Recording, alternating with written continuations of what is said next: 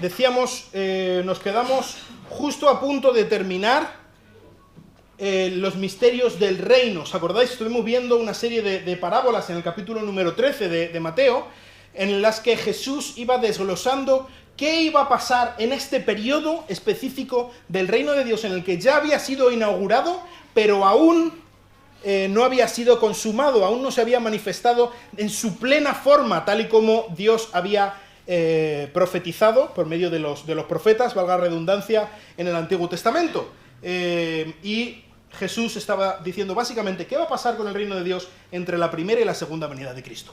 Y estuvimos viendo algunas cosas. Hoy vamos a hacer más o menos un resumen, y creo que la mejor manera de terminar los misterios del reino es por el misterio del fin, que es el que vamos a ver ahora. Hoy vamos a terminar este episodio en el que Jesús está hablando de los misterios del reino, básicamente el capítulo 13, aunque ya veremos hay algunos versículos al final que no son de este tercer discurso. Este es el tercer discurso de Jesús en Mateo. ¿Os acordáis? Decíamos que hay 5 discursos en Mateo, ya hemos visto 3, hoy terminamos el tercero.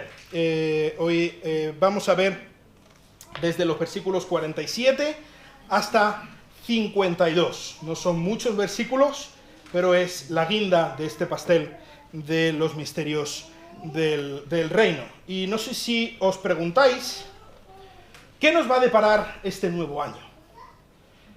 ¿Qué nos va a deparar esta nueva década? Estaba yo el otro día hablando con Rebeca y le decía, justo el día de Nochevieja, dentro de unas horas vamos a estar empezando los años 20.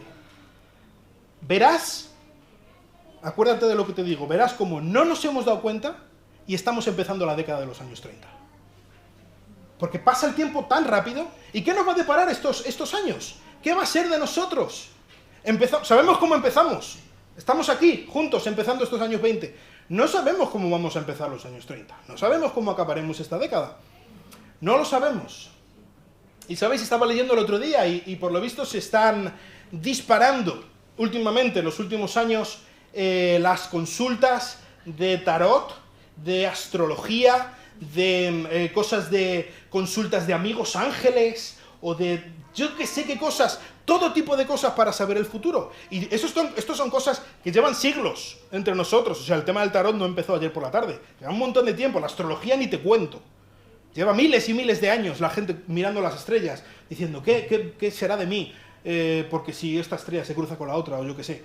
Pues es que no sabemos qué va a ser de nosotros. Es que es un poco un agobio, ¿verdad? Y ahora estoy bien, pero hay tantas cosas que yo no puedo controlar. ¿Qué va a pasar? Tengo 2 niñas pequeñas. ¿Qué va a ser de ellas cuando sean adolescentes? ¡Qué miedo!, ¿no? Y te pones en la puerta de un instituto. Nosotros que vivimos ahí al lado del instituto, allí en Espartales, y las niñas, los muchachos tal y como salen, a mí me da pavor.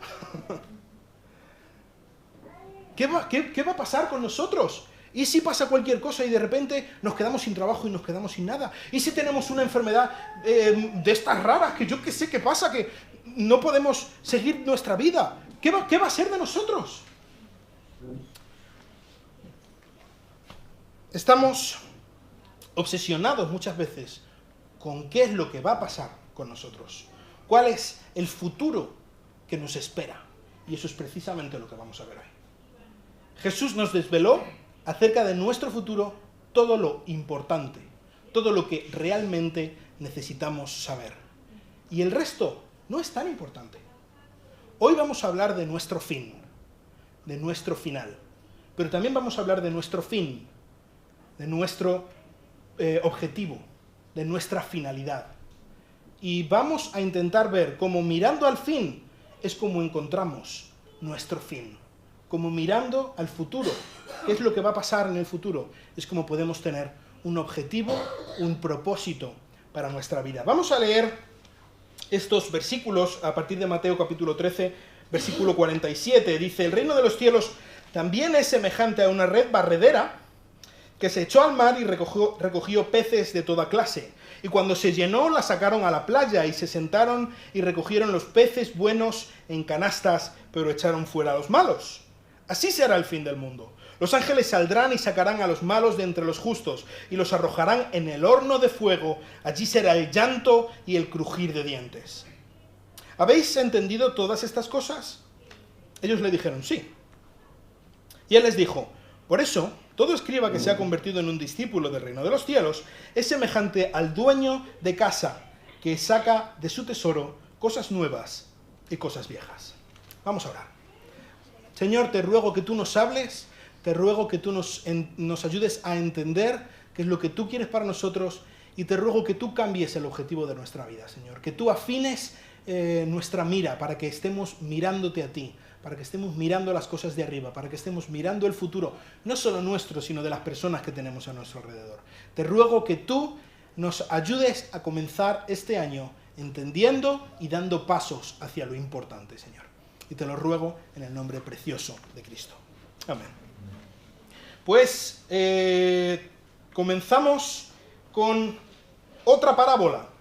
Otra parábola de estas que Jesús usaba, ¿recordáis? Una parábola era una historia o un símil de algo que todos entendían, era algo muy común para todos, pero que está apuntando a una verdad espiritual muy importante. Y en esta parábola tenemos, Jesús asemeja el reino de los cielos a una red barredera, o sencillamente algunas traducciones dice una red, hay otras traducciones que dice una jávega. Este tipo de red, Jesús no explicó nada más, porque ellos entendían perfectamente de qué estaba hablando. El que no era pescador, en aquella zona donde estaba hablando Jesús, conocía pescadores, era amigo de gente que se ganaba la vida pescando, así que sabían exactamente, habían visto cientos de veces esas redes, qué pasaba con ellas. Y esta era una red muy, muy grande, muy grande. Una de las partes de la red, un extremo, se fijaba en la orilla para que no se moviera, y el otro extremo se fijaba en una barca. Entonces esta barca iba moviéndose a lo largo por el mar, barriendo toda la costa. De tal manera que cuando había barrido un buen trecho, volvía a la costa y allí había atrapado un montón de animales. Todo lo que había pasado por el radio, por el territorio por el que había pasado la red, todos los animales que habían ahí habían quedado atrapados en la red y por lo tanto eran suyos, ahora los podía aprovechar. Así que cuando volvía a la costa, el trabajo del pescador era agarrar todos esos animales y seleccionar cuáles eran buenos y cuáles eran malos. Esto es lo que hacía el pescador. ¿En base a qué el pescador seleccionaba cuáles eran buenos y cuáles eran malos? Sobre todo en el lugar en el que estamos hablando y para la gente a la que está hablando Jesús. Pues, por ejemplo, en Levítico 11 nos habla de algunas especificaciones de las leyes dietarias, de las leyes de lo que podían comer los judíos y lo que no podían comer los judíos. Y había algunas cosas que no podían comer los judíos. Y, claro, a todos enseguida nos viene a la mente el cerdo, no podían comer cerdo. Vale, pero había más cosas que no podían comer los judíos. En cuanto a cosas del mar, los judíos solamente podían comer animales que tuvieran escamas y que tuvieran aletas. Es decir, ¿un judío podía comer un bogavante? No, no podía comer un bogavante, ni unas gambas, ni un mejillón. No podían comer esas cosas. De animales que vivían en el mar, solo peces, solo animales que tuvieran escamas y que tuvieran aletas. Entonces, todo el resto de los animales que no estuvieran incluidos en esta descripción eran inmediatamente rechazados, porque no lo podían comer los judíos. Entonces el pescador estaba seleccionando las cosas buenas y las cosas malas. También quizá había algún pez muy pequeño y, como todos sabemos, los que escuchasteis hace años, había un anuncio, pezqueñines no gracias, hay que dejarlos crecer. Pues los peces pequeños los devolvían porque los peces pequeños no tienen ninguna sustancia, no tienen ninguna carne, y si se devuelven al mar, unos años más tarde, se puede comer un buen pez, una buena trucha, que está muy rica y es grande y tiene carne y podemos comer toda la familia. Sin embargo, con esta cosita chiquitita no se puede hacer nada. Así que lo devolvían al mar. Este tipo de cosas. Estaban mirando a ver qué cosas podían aprovechar, qué cosas no podían aprovechar, y lo que no podían aprovechar lo devolvían al mar, y lo que podían aprovechar, pues se lo quedaban para comerlo con su familia, para venderlo en el mercado, o lo que fuera, lo aprovechaban. Dice versículo 49, así será en el fin del mundo. Tenemos suerte. En este caso estamos teniendo suerte porque Jesús nos interpreta la parábola. No tenemos, como otras veces, que estar pensando qué puede ser, qué puede no ser. Jesús nos está diciendo qué significa esta parábola. Y quizá nos suena de algo. Dice, los ángeles saldrán y sacarán los malos de entre los justos, los arrojarán en el horno de fuego y allí será el llanto y el crujir de dientes. ¿Os suena de algo? Jesús ya había hablado de esto, ¿verdad? ¿Os acordáis de la parábola del trigo y la cizaña? Cuando estábamos hablando del misterio del terreno saboteado. Esta imagen Jesús ya la había usado. Los ángeles están al final del tiempo, recogen a todo el mundo y separan los justos de los injustos, ¿verdad? Esto ya había pasado en la parábola del trigo y la cizaña. Así que, por una parte, Jesús está remachando una verdad muy importante. Muy importante. Cuando se repite algo en la Biblia es porque se está dando importancia. Es como si nosotros le pusiéramos un montón de admiraciones o cosas así. Es como, presta atención, esto es importante. Una de las cosas más importantes que debemos saber acerca del reino de Dios, en esta fase del reino de Dios, es que se va a acabar. Presta atención, atiende, lo que tenemos ahora no es para siempre, se va a acabar. El mundo va a terminar. Entonces hay cosas que son similares a la parábola del trigo y la cizaña, pero yo creo que hay algunas cosas también que son diferentes. Y sobre todo, yo creo que es diferente el énfasis que está haciendo Jesús. ¿Os acordáis cuando estábamos hablando del misterio del terreno saboteado? El énfasis, como yo lo llamé, el misterio del terreno saboteado, estaba en que el campo había sido saboteado, en que había un enemigo que había sembrado cizaña y que el dueño lo tenía todo bajo control y tenía un plan. Lo que estaba haciendo Jesús es explicar, ¿os acordáis? ¿Por qué hay mal en este mundo? Explicar por qué la iglesia no es como debería ser. Está explicando algo que quizá no entendemos. Sin embargo, en este caso no está explicando eso. Ya sencillamente nos encontramos con el hecho de que el pescador pesca y hay peces de todo tipo. Y hay peces que están bien y peces que no están bien. O animales marinos que no están bien. Y en lo que está enfatizando Jesús es que va a llegar un momento en el que va a haber una división. Va a llegar un momento en el que se va a separar lo que debe ser de lo que no debe ser. Que aunque en esta fase del reino veamos que las cosas no son como se supone que se nos ha prometido que iban a ser en el futuro, esta fase del reino no es todo lo que hay. A continuación habrá otra página más gloriosa, mucho mejor, en la que sí habrá justicia. Entonces, Jesús está haciendo énfasis en el fin. Por eso este es el misterio del fin. Y de nuevo lo está repitiendo. Es decir, tenemos que tener grabado en nuestra mente que esto es pasajero, que esto es temporal. Que lo que estamos viviendo, que los problemas que tenemos a nuestro alrededor, que todas las cosas malas que hay, es temporal, va a acabar. Un día Cristo volverá y hará cuentas con cada uno. Y eso en nuestro caso, en los que hemos creído en Cristo, será bueno. Porque entonces entraremos a otra fase del reino en la que la justicia reinará. En la que ya no tendremos que tener miedo a, madre mía, ¿qué va a pasar con la investidura? Ya no tenemos que tener miedo a... Y si voy por la calle, y sobre todo, pues aquí quizá no tanto por ahora, pero gente que venís de sitios como de Venezuela, de Colombia, ¿qué va a pasar? Si salgo a la calle, ¿me van a robar? Si voy a comprar algo, ¿me lo van a quitar? Pero habrá otras personas para las que estas son malas noticias. Porque estamos diciendo que habrá una separación entre los justos y los injustos. Y de nuevo, lo he dicho muchas veces, pero quiero recordarlo. No estoy hablando de personas que son buenas porque son buenas y personas que son malas porque son malas. Porque como ya hemos dicho muchas veces, si Cristo viniera hoy a separar a los que son buenos de los que son malos por sus propios méritos, iríamos todos derechos al foso. Todos. Cristo va a separar, o los ángeles van a separar, a los que han sido escritos en el libro de la vida porque han creído en Cristo como su Salvador, y los que han rechazado a Cristo como su Salvador. A los que han confiado en los méritos de Cristo o los que han confiado en sus propios méritos. Esa es la separación que va a haber. aunque aquí no lo tengamos expresamente dicho, hay otros muchos pasajes en la Biblia en los que se nos dice claramente que solamente por la fe en Cristo es que tenemos salvación. Así que así será en el fin del mundo.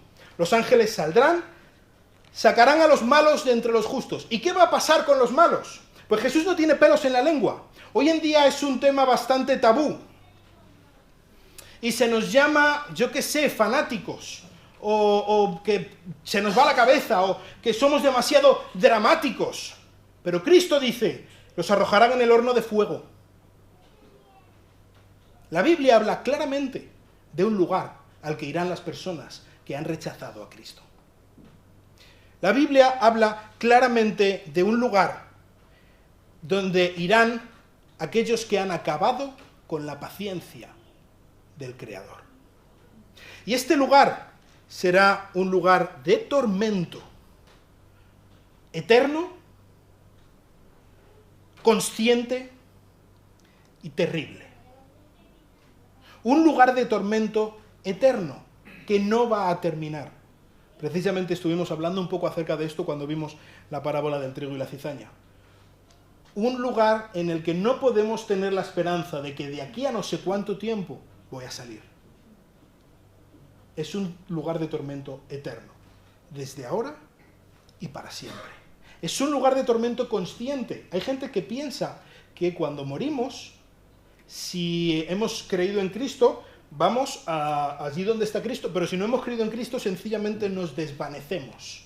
Sencillamente dejamos de existir. Es como si nos durmiéramos para siempre y ya ni sentimos ni padecemos. Craso error. No es así. La Biblia habla de un lugar de tormento consciente. Somos perfectamente conscientes de que por haber rechazado a Cristo estamos ahí y que estamos sufriendo de una manera consciente, de una manera física, un sufrimiento real y un sufrimiento terrible. Había un hombre muy sabio del siglo pasado que le preguntaron una vez, ¿cómo puede ser que Dios mande a gente a un lugar así? ¿Cómo puede ser que un Dios bueno mande a gente a un lugar de sufrimiento eterno, consciente y terrible? ¿Cómo puede ser? ¿Por qué no les deja en paz? Si esas personas no quieren saber nada de Dios, ¿por qué no sencillamente Dios les deja en paz? Y este hombre les dijo, amigo mío, eso es exactamente lo que es un lugar de tormento eterno, consciente y terrible. Que Dios te deje en paz.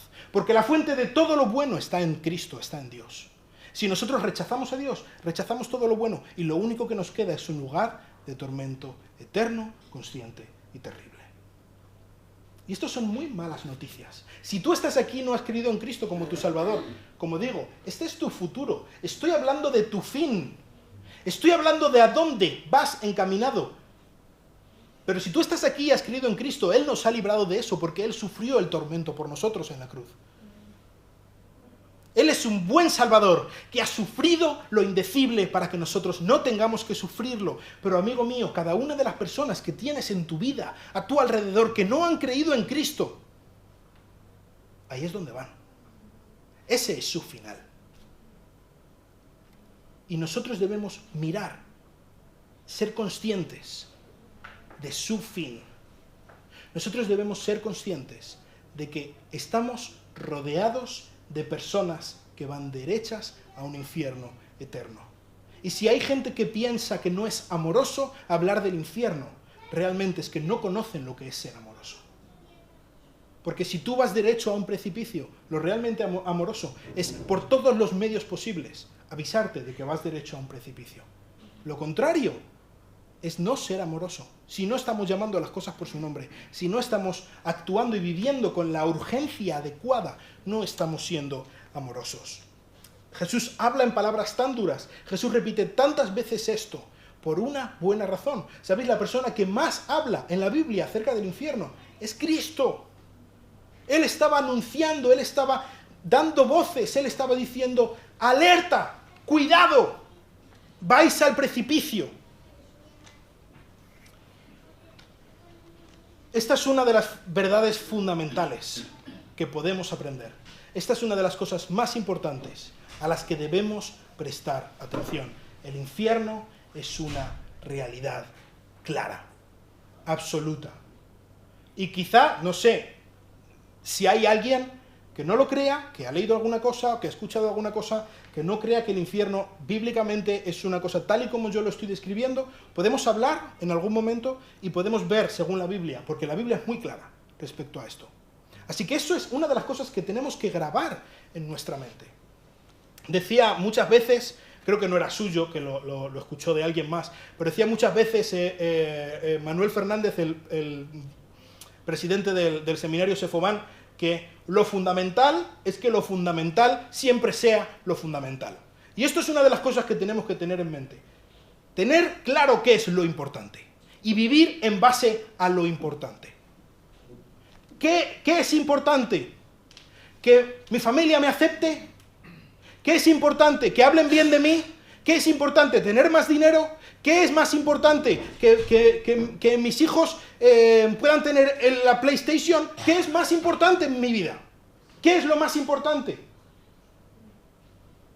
A ver qué punto de comparación tiene un coche con el infierno eterno.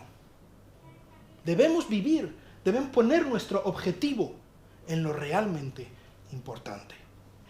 Y no está de más que comencemos el año dándonos un bofetón de realidad. Le dice Jesús en el versículo 51, ¿habéis entendido todas estas cosas? Y ellos dijeron, sí, hemos entendido todas estas cosas. Probablemente habían entendido cosas, probablemente habían aprendido más cosas de las que ya sabían anteriormente, pero viendo todas las cosas que pasan a continuación y las cosas que preguntan y cómo reaccionan los discípulos, a partir de ahora está claro que no habían entendido apenas nada. Y eso mismo es lo que nos puede pasar a nosotros.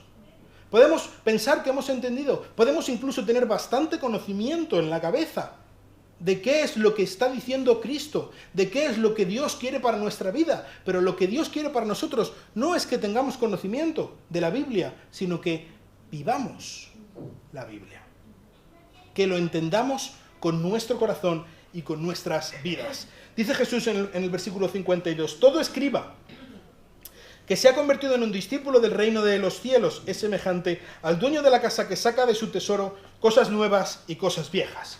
Aquí, pues otra vez, Jesús empieza a hablar un poco de una manera así, un poco rebuscada, que tenemos que pensar muy bien qué es lo que está diciendo, de nuevo hablando en parábolas. Y aquí dice que habla de un escriba que se ha convertido en un discípulo. Y esto es una cosa un poco extraña de la que está hablando Jesús. Un escriba era un maestro de la ley muy respetado, muy importante. Los escribas se dedicaban, como su propio nombre indica, a escribir. Se dedicaban a copiar la palabra de Dios. Sobre todo lo que llaman la Torá, los 5 primeros libros de la Biblia, los libros de Moisés. Los escribían de su puño y letra, una y otra vez. Copiaban el libro de la ley, constantemente. Es lo que hacían. Horas y horas y horas al día, copiando el libro de Moisés. Eso es lo que hacían.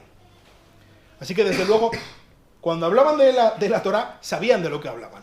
Estaban todo el día en ello. Toda su mente estaba metida en esos libros. Entendían de cabo a rabo, lo sabían de memoria. Sabían hasta cada puntito de lo que escribían, lo sabían perfectamente. Eran personas muy respetadas, muy capaces, que sabían mucho, con mucho conocimiento, con mucha sabiduría, y la gente les encantaba escucharlos porque sabían de lo que estaban hablando.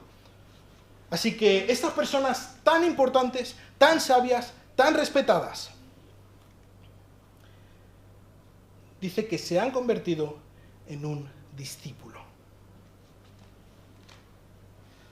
Jesús está enfatizando en que estas personas tan sabias, tan honradas, tan importantes, tan honradas no de que pues paguen lo que tienen que pagar y todas esas cosas, sino que se les da honra, la gente les honra.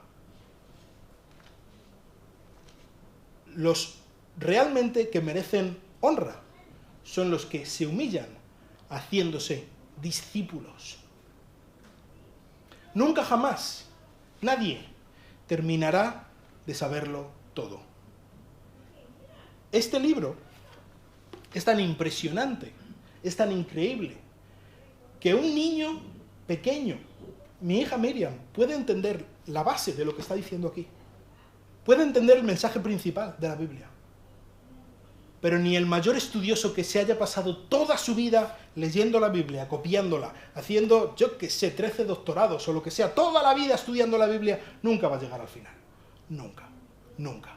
Nunca debemos dejar de ser discípulos. Nunca debemos dejar de aprender. Nunca llegaremos a entenderlo todo. Y estos escribas que sabían tanto acerca de los libros de Moisés, ellos tenían en su tesoro cosas viejas, siguiendo el mensaje, las palabras que usa Jesús. ¿Cuáles son estas cosas viejas acerca del reino de Dios? Todas las profecías que había en el Antiguo Testamento, que en el Antiguo Testamento se habla mucho acerca del reino de Dios, pero había otras muchas cosas que ellos no sabían y que Jesús las había revelado. Y de hecho, ellos podían saber mucho acerca de la Biblia, acerca del Antiguo Testamento, pero no sabían de qué iba el Antiguo Testamento, porque aún no conocían a aquel de quien se hablaba en todo el Antiguo Testamento, que es Cristo. Cristo es el que cumple todo el Antiguo Testamento, pero también Cristo es el que amplía la revelación. Cristo es el que da una revelación completa, una revelación absoluta. Así que, por ejemplo, ellos ya sabían que habría un reino en el que el Mesías gobernaría en Jerusalén sobre Israel y las naciones. Eso lo sabían, el Antiguo Testamento lo deja muy claro, pero no sabían que esa generación de israelitas rechazaría a su Mesías. Y que por lo tanto, este reino, tal y como ellos lo pensaban, sería pospuesto para más adelante y que habría un periodo intermedio en el reino. Ellos sabían que cuando el Mesías llegara habría justicia en la tierra, pero no sabían que también habría injusticia durante este periodo, que coexistiría con la justicia. Ellos sabían que el rey vendría con poder y con gloria, pero ellos no sabían que habría un tiempo entre la primera y la venida segunda la primera y la segunda venida de Cristo, en la que habría lo que llamamos cristianos profesantes, es decir, que dicen ser cristianos, pero que realmente no lo son. Ellos no sabían que en el nombre de este Mesías se llevarían a cabo auténticas atrocidades y barbaridades por cristianos que dicen ser cristianos, pero que no lo son. Ellos no sabían que en este estadio, en esta época del reino, habría un pequeño grupo de fieles, seguidores del Mesías, que crecería de una manera insospechada, de una manera misteriosa, de una manera imparable, hasta llenar toda la tierra, ¿verdad? Lo hemos visto con la parábola, por ejemplo, de la levadura y de la semilla de mostaza. Ellos no sabían que al final de este periodo de tiempo habría un juicio, como estaba Jesús diciendo, en el que este Hijo de Hombre, este gran Señor, este Mesías, juzgaría y separaría a los que han creído en Él de los que no han creído en Él. Sabían que el reino sería establecido con la llegada del Mesías, pero no sabían que el reino no llegaría en su plena esencia, no llegaría de una manera completa hasta la segunda venida de Cristo. Entonces había cosas que sabían, había cosas que no sabían. Pero ahora nosotros, con todo esto a la vista, podemos tener una imagen mucho más completa de cómo es el reino de Dios ahora. El reino de Dios ahora está formado por individuos que particularmente toman la decisión de creer en Cristo como su Salvador. Es una decisión personal de cada uno de nosotros. Ninguno llega a ser súbdito del reino porque su padre lo era.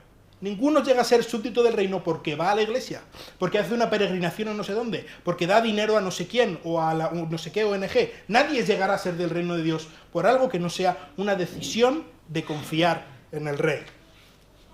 También sabemos que en el reino habrá algunos que parecerán ser hijos del reino.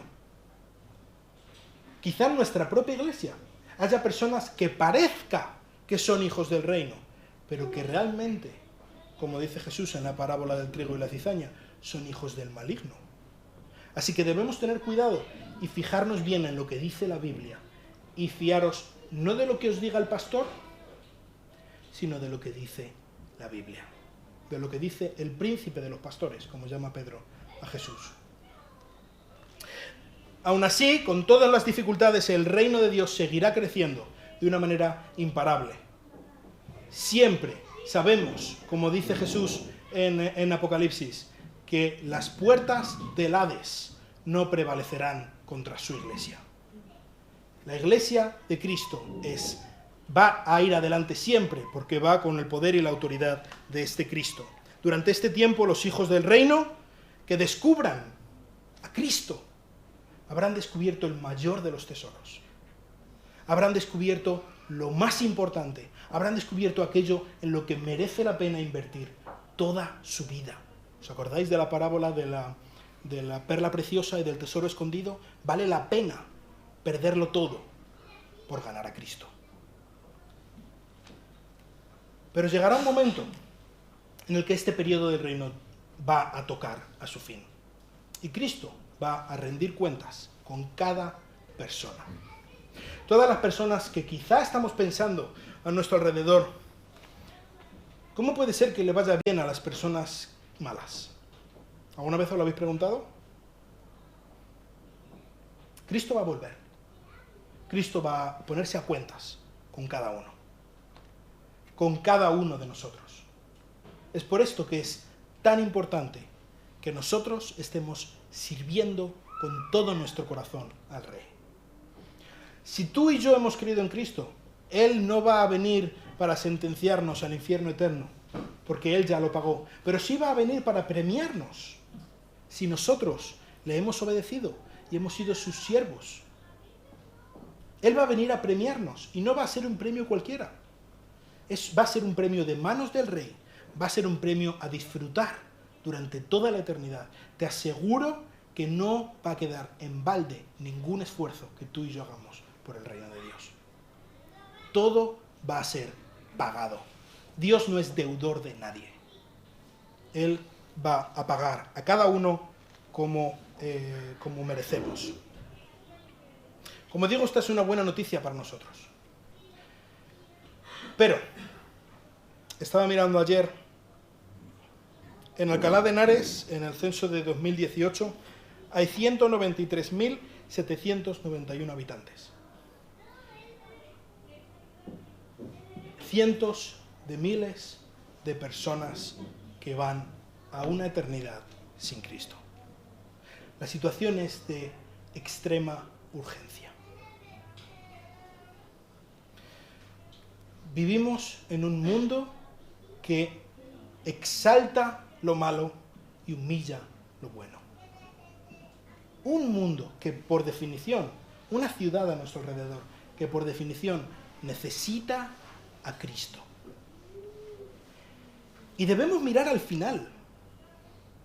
Cuando vemos a gente a nuestro alrededor, no debemos verles como ellos o como nosotros aparentamos ser muchas veces. No debemos ver su máscara de felicidad, su máscara de sonrisa que se ponen todas las mañanas antes de salir de su casa y se quitan cuando se meten en la cama. Debemos ver a personas con tanta necesidad que no tienen a Cristo. Con tanta necesidad que si ahora mismo mueren, van a ir al peor de los lugares por siempre. Debemos mirar al final. Debemos prestar atención a lo importante.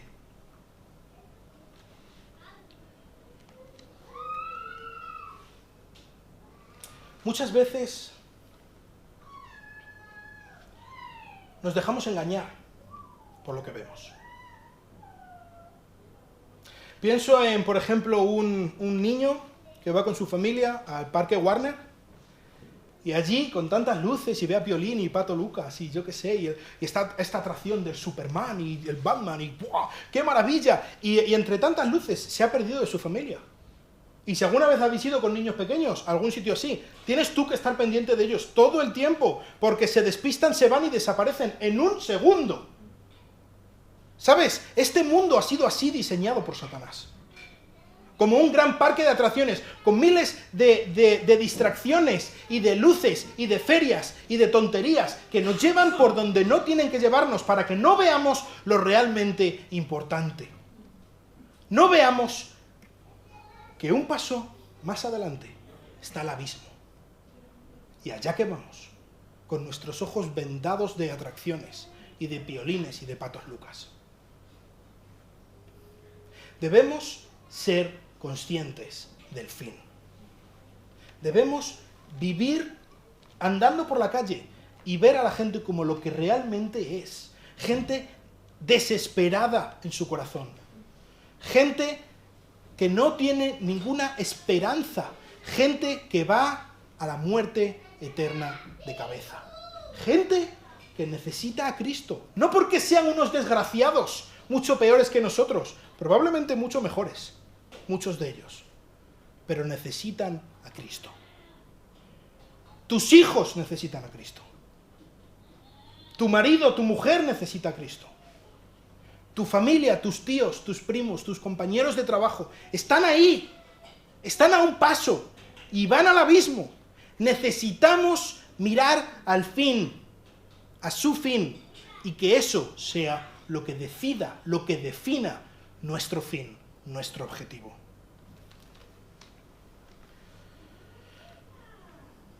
Me gustaría, ahora para comenzar el año, proponeros un propósito de año nuevo.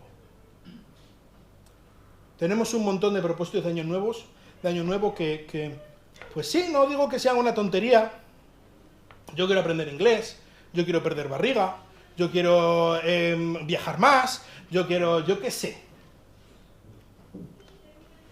¿Qué tal si rescatamos a gente del infierno?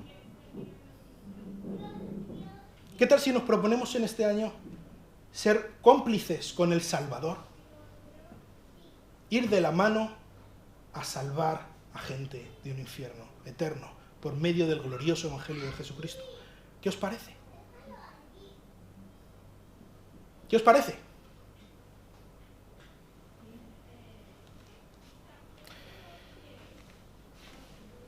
Me gustaría que en este año tomáramos para empezar el propósito de compartir el Evangelio con cada persona con que tengamos oportunidad.